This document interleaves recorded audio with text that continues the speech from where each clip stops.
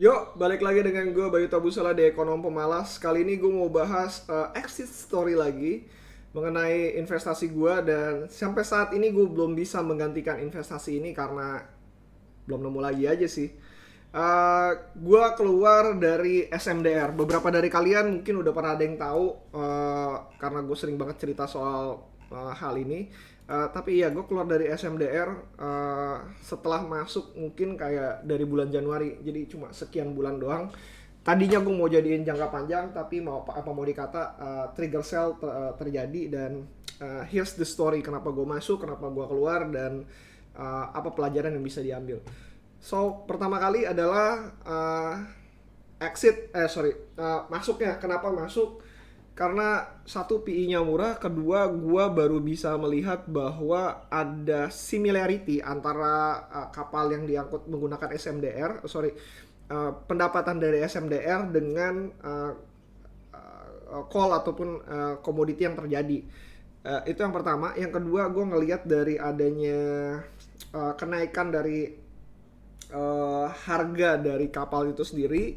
Ketiga, gue ngelihat dari disrupsi terhadap apa sih namanya, jalur-jalur dari perkapalan itu sendiri. Jadi tiga hal tersebut menyebabkan gue mau masuk ke dalamnya. Gue sendiri beranggapan bahwa sama layaknya dengan coal, ini nggak akan berakhir dengan begitu cepat, karena seharusnya gue bisa masuk pada tahun sebelumnya, tapi gue nggak punya convictions yang begitu besar untuk ngambil porsi masuk ke dalamnya. Dan conviction itu baru terjadi pada bulan Februari atau Maret gitu. Sehingga begitu conviction itu ada, dan gue ngerasa bahwa gue cukup firm dengan perusahaan ini, gue cukup firm dengan masa depannya, gue baru bisa masuk ke dalamnya. That's why gue masuk ke dalam Samudra. PI-nya murah, dan gue ngerasa downside risk gue terlalu kecil, dan gue masuk ke dalamnya. Dilala nggak sampai beberapa lama kemudian, harganya gue masuk di angka 2000-an, sempet ke 4000 kan. Dan terkenal yang namanya satu kali trigger sell lah, dimana ketika harga turun dari titik tertinggi 15%, dan gue ngerasa harus keluar di dalamnya, yaitu di 3300. Problemnya adalah di 3300 PI-nya itu masih tetap murah, kurang lebih di 3 lah, di 3. As you know, gue pernah bilang bahwa PI di bawah 5 itu gue bilang very very cheap, apalagi kalau misalnya lu punya conviction yang cukup bagus, lu nggak perlu keluar untuk di dalamnya. Kalau misalnya 5 sampai 10 lu bisa bilang itu adalah cheap. 10 sampai 15 itu gue bilang fair, 15 ke atas gue bilang ya you should consider it lah. Nah, problem dari hal tersebut adalah gue ngerasa karena terlalu cheap, buat apa juga gue harus keluar gitu. Nggak ada alasan gue buat keluar, sehingga kurang lebih ketika drop lagi gue menambah kepemilikan dibanding gue keluar karena adanya trigger sell. That's the mistake.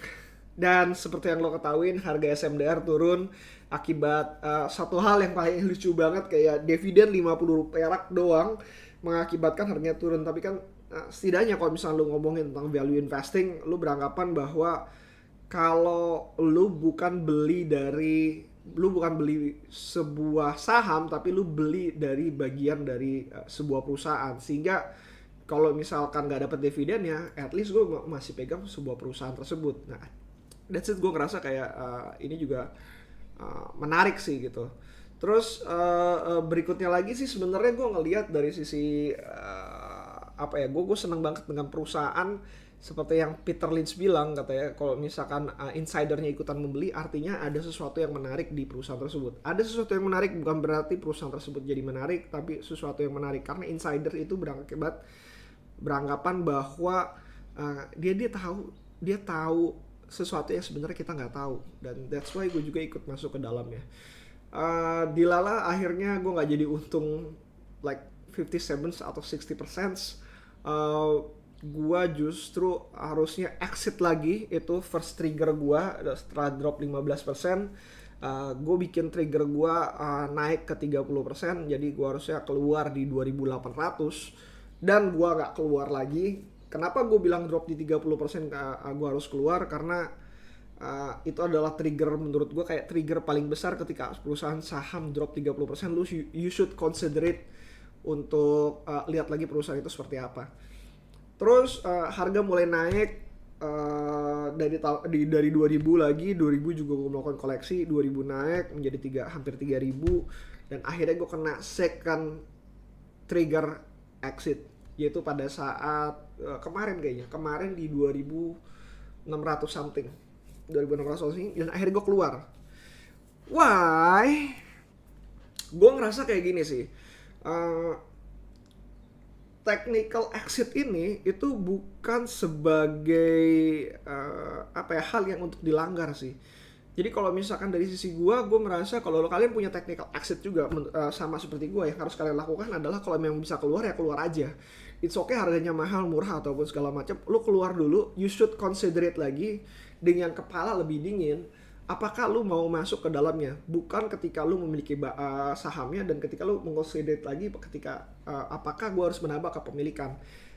Itu bisa dilakukan tapi enggak dalam kondisi kayak gini dimana lu udah keuntungannya udah cukup besar, menurut gue udah cukup baik. Seharusnya lu mendingan exit dan lu consider lagi apakah dengan harga sekarang lu mau masuk gitu.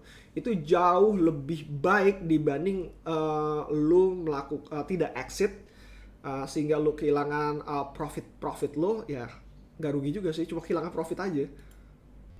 Karena kalau misalkan lo exit tuh sebenarnya karena lo gak punya barang, lo gak punya bias terhadap produk tersebut. Bias dalam artian dengan proses berpikir lo dan segala macam gitu. Gue gak bisa bilang bahwa SMDR adalah perusahaan yang buruk ataupun jelek, tapi perusahaan yang bagus, baik, dan gue dapat 2 kali dividen, jadi it's okay. Gue ngerasa bahwa perusahaan ini layak untuk dihargai lebih. Gue ngerasa bahwa dengan harga yang sekarang gue rasa masih terlalu murah. Dan again, karena ini adalah trigger sell, gue saat ini gue lebih baik nurut karena gue ngerasa bahwa akan jauh lebih aman dibanding gue untuk kehilangan profit, dibanding gue kehilangan uang, istilahnya seperti itu. Ya udah, gue keluar dulu untuk sementara. Dan apakah gue bakalan considerate bakalan masuk? Gue rasa iya, gue bakalan considerate lagi untuk masuk di harga yang mungkin lebih rendah lagi. Why? Here's the catch dari pelajaran yang gue ambil ya. Satu, gue sempat ngomong di podcast gue yang sebelumnya bahwa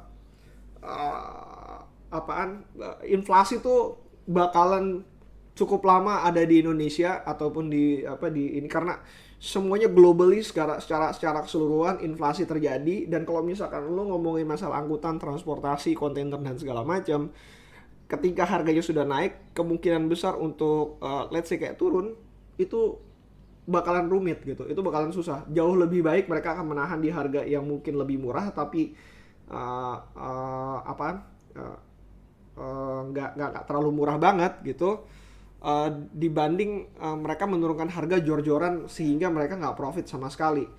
Ya karena sulit sih untuk menurunkan harga di mana setiap perusahaan semua sudah menaikkan harga, dan lu mau nurunin harga secara berbarengan juga sulit gitu. Layaknya kayak harga perumahan, layaknya pada harga kalau misalnya lu naik angkutan umum kayak angkot dan segala macam. Kapan terakhir kali lu dapat angkot lu nurunin harga sih? Setelah naikin harga BBM gitu. Jadi BBM naik, angkot lu tiba-tiba naik.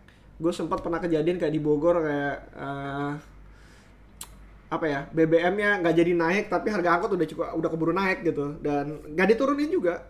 That's why gue ngerasa inflasi akan ada dalam jangka waktu yang cukup lama. Dan gue ngerasa bahwa ngelihat dengan harganya sekarang, gue cuma pengen lihat penurunannya sampai sejauh mana. Dan kalau misalkan mereka sudah mulai stabilize, gue akan kembali lagi untuk masuk karena PI-nya cukup murah. Itu yang pertama. Yang kedua adalah masalah demand-nya itu sendiri. Ketika lo sekarang bordernya dibuka, demand-nya tuh bener-bener tinggi banget gitu. Kayak seperti airport ketika sekarang lagi dibuka, harganya sekarang udah gila-gilaan. Gue baru tahu harga tiket ke Singapura sekarang harganya sekitar 2,2 juta. Katanya itu udah paling murah banget. Dimana waktu zaman sebelum pre-covid tuh 1,5 juta lo bisa dapet kayak Garuda ataupun yang lain lah, sampai Singapura gitu. Dan gue ngerasa kayak ini udah kayak masuk akal banget lah. Border dibuka, sama halnya kayak border kayak ketika ekspor dibuka, import dibuka dan segala macam.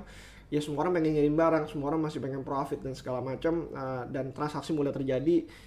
Itu yang menyebabkan sekarang walaupun harganya turun, demand-nya mulai catch up gitu. Apalagi sekarang dengan pelabuhan dari China sudah mulai terbuka, ya gua rasa sih bakalan menarik sih untuk kedepannya.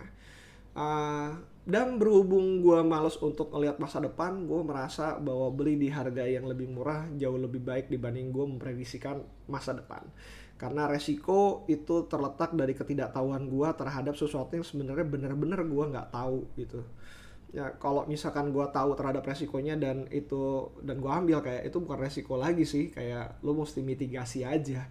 Tapi kalau misalkan masa mendatang gue benar-benar nggak tahu dan gue bisa salah terhadap prediksi gue, uh, jauh lebih aman kalau misalkan margin of safety gue terhadap sebuah saham ini diambil sedikit lebih baik gitu. So let me know apakah lo pegang saham ini atau lo sudah keluar juga, dan alasannya kita bisa diskusi. Kalau misalkan lo mau masuk ke Instagram gue di Bayu Tabusala @BayuTabusala, DM aja, gue bakalan balas semua DM yang masuk karena gak ada kerjaan juga. Lalu bisa juga kalau misalnya kalian nggak mau masuk Instagram, bisa via email di @bayutabusala@gmail.com. Bayutabusala@gmail.com. See you again next time.